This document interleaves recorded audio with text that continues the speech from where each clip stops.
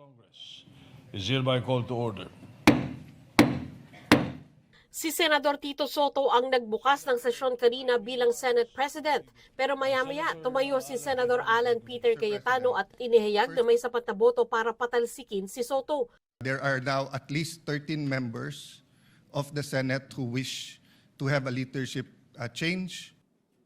Bumoto ang mga senador para ideklarang bakante ang lahat ng posisyon sa Senado. The position in all the positions in the Senate is hereby declared vacant. Ninominate ni Senadora Amy Marcos si Cayetano bilang kapalit ni Soto. Nang magbotohan ang mga senador, siyam ang bumotong manatili si Soto sa pwesto. 2 senador ang nag-abstain.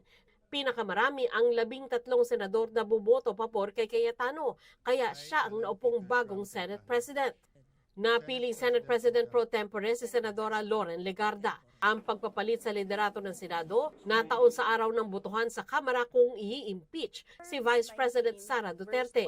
I was kind of expecting it. Is this because of the impeachment, sir? Yung nangyaring palitan ng liderato? Probably. That's a very strong possibility.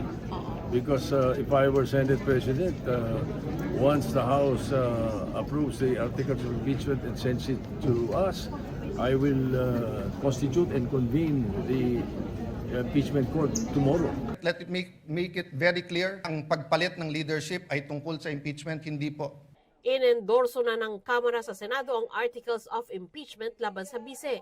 Kapag na-transmit na sa Senado ang Articles of Impeachment, ang Senado na ang uupong impeachment court.